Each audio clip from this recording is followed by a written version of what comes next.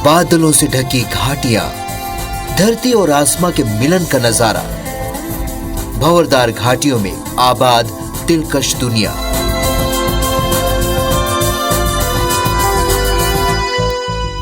पग पग पर बिखरी प्रकृति की खूबसूरती। जी हाँ, हम बात कर रहे हैं केशकाल घाटी की। खूबसूरती के मामले में यह घाटी बेमिसाल है। राजधानी रायपुर से बस्तर को जोड़ने वाली नेशनल हाईवे नंबर 30 पर केशकाल घाटी में ऐसे नजारे दिखते हैं कि लोग बरबसी कह उठते हैं, यह है जन्नत की घाटी। जो भी इस घाटी से गुजरता है उसे रोमांच का एहसास होता है। केशकाल घाटी की भंवरदार सड़कें लोगों को अपनी ओर आकर्षित तो करती हैं, मगर बीते कुछ सालों में घाटी ने यहाँ से गुजरने वाले राहगीरों को काफी दर्द दिया, काफी परेशान किया है। उसकी सबसे बड़ी वजह रही यहाँ घंटों लगने वाला जाम।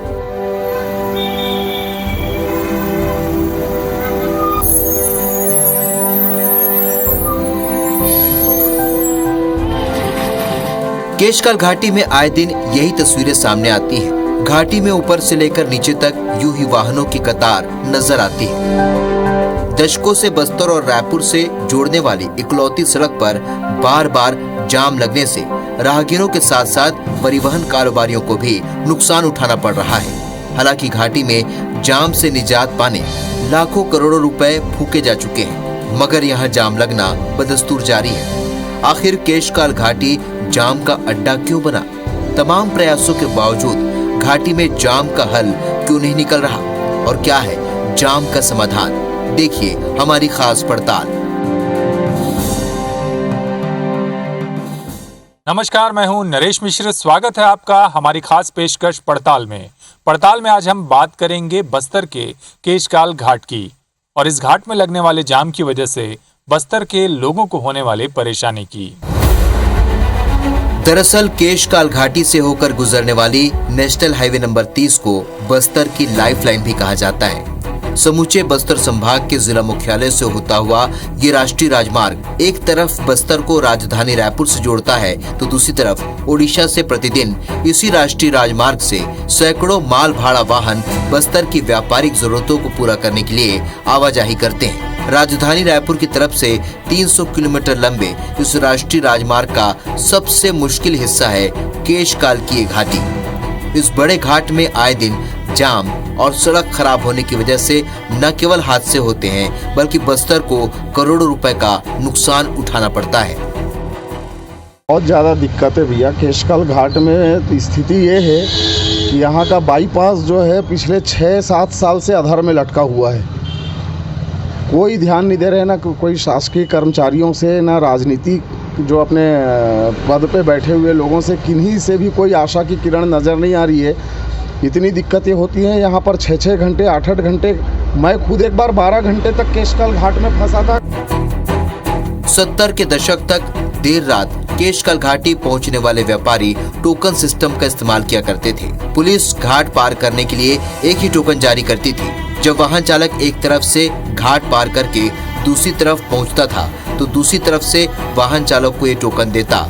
ऐसा इसलिए कि एक से ज्यादा वाहन इस मार्ग से गुजरते थे तो वो अक्सर सड़क पर फंस जाते थे। नतीजा ये होता कि यहाँ हफ्तों जाम लगा रहता।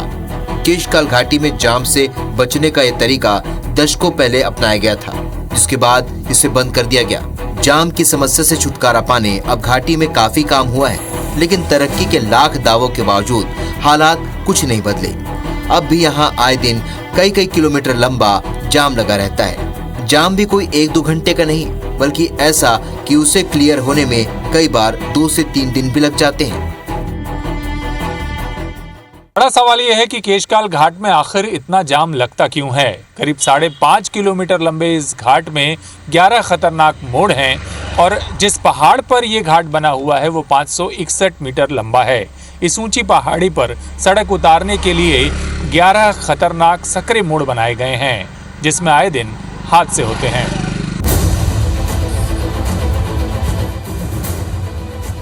केशकाल घाटी को बस्तर का प्रवेश द्वार भी कहा जाता है।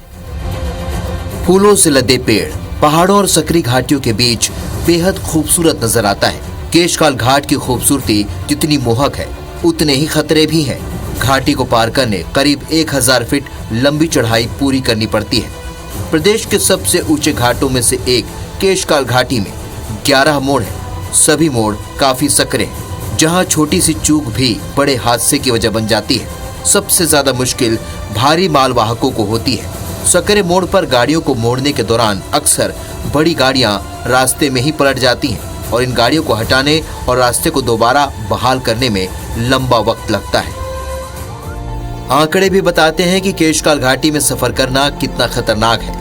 बारिश के दिनों में यहाँ के हालात और खराब हो जाते हैं। खासकर रात में यहाँ कोई न कोई वाहन घाट में जरूर फंसता है। साल 2020 में बारिश के बाद दिसंबर तक 9 बार जाम लगा, जिसमें करीब 50 घंटे तक घाटी में जाम लगा। इसी तरह 2021 में अक्टूबर महीने में ही 7 बार घाटी में जाम लगा। इसमें एक सप्ताह तक 4 बड़ी गाड़ियां पलटने की वजह से लोगों को सबसे ज्यादा परेशानी उठानी पड़ी। जबकि 2022 में सितंबर और नवंबर महीने तक 8 बार जाम की स्थिति बन चुकी है। हर बार जाम के साथ सैकड़ों वाहन सड़कों पर खड़े रहते हैं। यात्री बसों के लिए तो मुश्किलें और बढ़ जाती हैं। अगर इस घाट में जाम के दौरान कोई बस फंस जाए तो उसे निकालने के लिए मुश्किल होती है। ज्यादातर लोग रायपुर के जरिए दूसरे राज्यों के लिए ट्रेनें और वायु मार्ग से सफर करने के लिए इस सड़क से जाते हैं और इस जाम के चलते अक्सर उन्हें बड़ी परेशानी झेलनी पड़ती है। यहाँ पे जो जाम लग जाता है ना, तो 10 घंटे, 11 घंटे, 12 घंटे, कोई समय सीमा नहीं रहती कितने घंटे यहाँ पे खड़ा रहना पड़ जाएगा, है ना।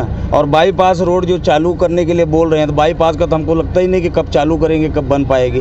2 घंटों के लिए जाम हो जाता है, जिससे घाट के नीचे जो फंस जाते हैं उनको बहुत ज़्यादा परेशानियों का सामना करना पड़ता है। जहाँ तक रही बाईपास की मांग लंबे समय से की जा रही थी। 2016 में स्वीकृत भी हो गया, लेकिन ठेकेदार ने मात्र 5-10% काम किया। उसके बाद से वो गधे के सिंह से सिंह की तरह गायब हो गया। मेरा हमेशा इस रास्ते से आने जाने का रहता है। दिल्ली राजा होते हुए बेलड़ी ले जाता हूँ, तो जब भी मैं इस रास्ते से गुजरता हूँ, महातेलिन सती दाई के दर्शन करने जरूर रुकता हूँ। मार्ग में लगभग 15 साल हो गए मेरे को सर्विस में, तो मैं तब से इधर से आना जाना मेरा हो रहा है। वैसे समय समय पर जाम से निपटने के लिए घाटी में तरह तरह के प्रयोग किए जाते रहे हैं, लेकिन हैवी ट्रैफिक के आगे उनमें कोई कारगर साबित नहीं हुआ है। केशकाल घाट में इसी साल 11 घंटे का सबसे लंबा जाम लगा, जिसमें सैकड़ों लोग फंसे रहे।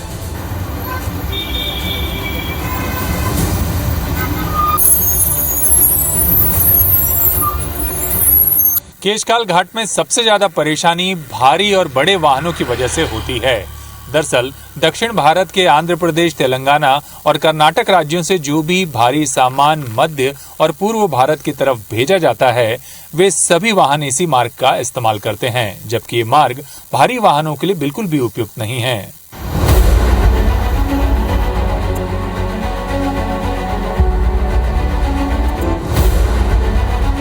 केशकाल घाटी में तेज ढलान और ऊंची चढ़ाई आने और जाने दोनों ही वक्त हादसों की संभावनाओं को बढ़ा देती है। कई बार घाटी से नीचे गिरे वाहनों को महीनों निकाला जाना मुश्किल होता है। यहाँ के मोड़ बड़ी गाड़ियों के लिए सबसे मुश्किल भरे होते हैं। मुख्य रूप से 3 और 7 नंबर के मोड़ ऐसे हैं जो बेहद सकरे हैं और इनकी औसत ऊंचाई भी सड़क मार्गों के अनुरूप नहीं है, जहाँ जरा भी नियंत्रण ढीला होते ही गाड़ियां पलट जाती हैं। 3 और 7 नंबर के मोड़ को सबसे खतरनाक माना जाता है। तमाम चेतावनी और सावधानी के बाद भी आए दिन यहाँ हादसे होते ही रहते हैं। सबसे ज्यादा मुश्किल माल परिवहन करने वाले यात्रियों और बस यात्रियों को झेलनी पड़ती है।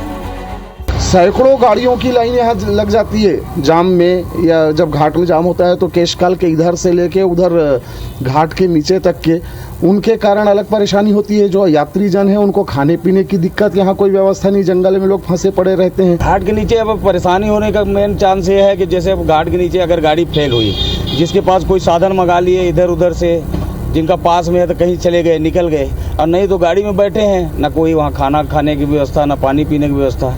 जो लिए हैं गाड़ी में तो अपना उपयोग करते हैं, नहीं तो गाड़ी में बैठे रहते हैं। उड़ीसा और बस्तर के यात्री कई बार जाम के दौरान घंटों घाट में फंस जाते हैं। इस दौरान उन्हें स्थानीय समाज सेवियों के जरिए मदद और पानी उपलब्ध कराया जाता है। सफर में मुश्किल तब और बढ़ जाती है जब लोगों को रायपुर से आगे दूसरी जगहों पर जाना होता है। हर साल 65 लाख की लागत से इस घाट की मरम्मत करनी पड़ती है।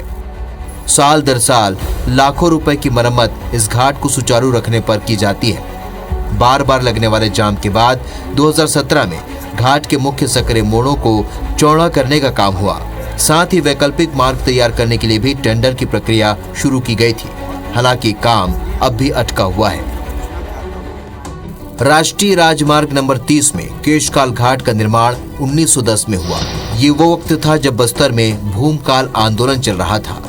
माओवादियों के खिलाफ पहली बार आदिवासियों के सबसे मजबूत सशस्त्र आंदोलन की वजह से ब्रिटिश सरकार परेशानी में थी। इस दौरान बस्तर के जंगलों से बेशकीमती लकड़ियों का दोहन करने और आदिवासियों में पनपते विद्रोह को दबाने के लिए बनाया गया था। तब ये सड़क कच्ची और वैकल्पिक थी। बाद में इसे राष्ट्रीय राजमार्ग बनने के बाद व्यवस्थित तरीके से बनाया गया। तमाम प्रयासों के बावजूद ये घाट राष्ट्रीय राजमार्ग के मानकों के अनुरूप आज भी तैयार नहीं हो पाया है। इसी वजह से बार बार घाट में सड़क खराब होती रहती है और जाम की स्थिति निर्मित होती है। ऐसा नहीं है कि परेशानी का सबब घाट के सकरे मोड़ हैं। परेशानी तो भ्रष्टाचार भी है। दशकों से हर बारिश के बाद केशकाल घाट में लाखों रुपए की लागत से मरम्मत करवाई जाती है, लेकिन गुणवत्ता विहीन होने की वजह से बार बार ये सड़क फिर खराब हो जाती है। केशकाल घाटी में हर दिन 5000 से भी अधिक छोटे बड़े वाहन गुजरते हैं। इनमें 500 के करीब तो यात्री वाहन होते हैं जो रायपुर, उड़ीसा और दूसरे क्षेत्रों से होकर आना जाना करते हैं। इसके अलावा मध्य भारत तक आने के लिए तेलंगाना, आंध्र प्रदेश, उड़ीसा और दक्षिण भारत के माल परिवहन इसी घाटी का इस्तेमाल करते हैं। बेहद भारी परिवहन का दबाव झेलने के कारण केशकाल घाट में सड़क गुणवत्ता जल्द खराब हो जाती है। दरअसल सैकड़ों साल पहले जब केशकाल घाटी को काटकर बस्तर पहुंचने के लिए जो सड़क अंग्रेजों ने बनवाया था, उसे ही मरम्मत और सुधार कर बाद में सरकारों ने आगे सुचारू रखा। आसपास की ऊंची और गहरी घाटियों के बीच सड़क का रास्ता चुनने का विकल्प तलाशा ही नहीं गया। इस मामले में राजनीतिक नेतृत्व की कमी भी हमेशा जिम्मेदार रही। केंद्र और राज्य सरकारों की प्राथमिक योजनाओं में बस्तर कभी रहा ही नहीं। इसी वजह से केशकाल घाट हमेशा ही वैकल्पिक मार्ग की तरह सुधारा जाता रहा है। इसी पर सड़क बनती रही, बिगड़ती रही। कई बार तो खराब सड़क की वजह से यहाँ हादसे होने के बाद कई दिनों तक जाम लगता रहा। मगर जैसे जैसे शहरों का विकास हुआ, वैसे वैसे सड़क पर और घाट पर दबाव बढ़ता गया और जाम की समस्या भी उसी अनुपात में बढ़ती गई। जाम की परेशानी को ध्यान में रखते हुए 2014 में तत्कालीन बीजेपी सरकार ने केंद्र सरकार को नेशनल हाईवे नंबर 30 में बाईपास और 4 लेन का प्रस्ताव दिया। इसके अलावा केशकाल घाटी के लिए बाईपास निर्माण की पहल की, जिस पर 308 करोड़ रुपए की लागत से कार्य स्वीकृति 2 चरणों में हुआ, जिसमें पहला कांकेर के लिए बाईपास का निर्माण किया जाना था। दूसरा केशकाल के बेडमा तक करीब 11 किलोमीटर लंबा होगा। कांकेर बाईपास का काम तो लगभग पूरा होने को है, लेकिन केशकाल बाईपास का काम अभी काफी धीमी रफ्तार से चल रहा है। 11 किलोमीटर लंबे केशकाल बाईपास में 6 किलोमीटर लंबा घाटी शामिल होगा। मगर इस घाट में अब की बार 4 लेन सड़क का निर्माण किया जाएगा, जिससे वाहनों की आवाजाही और भविष्य की जरूरतें पूरी की जा सकें और इस राष्ट्रीय राजमार्ग में जाम न लगे। केशकाल के पुराने घाट के भी नवीनीकरण के साथ इसे चालू रखने की योजना है। तय समय सीमा के अनुसार साल 2018 तक इस बाईपास का काम पूरा हो जाना था, लेकिन ये काम 2022 तक भी पूरा नहीं हो पाया है। लिहाजा अधिकारियों ने टेंडर लेने वाली कंपनी को साल 2023 तक अंतिम अल्टीमेटम देने की बात कही है। ये जो बाईपास जब तक इसका निर्माण नहीं होगा, ये परिस्थिति निर्मित हो रही है। इसको हम लोग विधानसभा में भी उठाए हैं। हमारे मुख्यमंत्री जी ने केंद्रीय मंत्री से भी कहा है, हम लोगों ने भी बात किया कि बाईपास जब मार्ग बन जाएगा तो ये परेशानी हमारे लिए ज़्यादा मुसीबत खड़ी नहीं होगी। तो हम अभी आगे भी बात करेंगे कि वो बाईपास का निर्माण हो जाए, ताकि ये जो हमारी समस्या ना हो। कुल मिलाकर केशकाल घाटी में जाम की समस्या से निपटने के लिए जो कदम उठाए जा रहे हैं, उसका परिणाम तो आने वाले वक्त में ही सामने आएगा। लेकिन आंध्र प्रदेश ने केशकाल घाट के शालूर में सीसी रोड बनाकर स्थायी तौर पर महज 5 सालों में सड़क को चौड़ा कर दिया है। इसके बाद वहां सालों से जाम नहीं लगा है। सवाल है, आंध्र की कामयाबी से छत्तीसगढ़ के जिम्मेदार भी कुछ सीख लेंगे?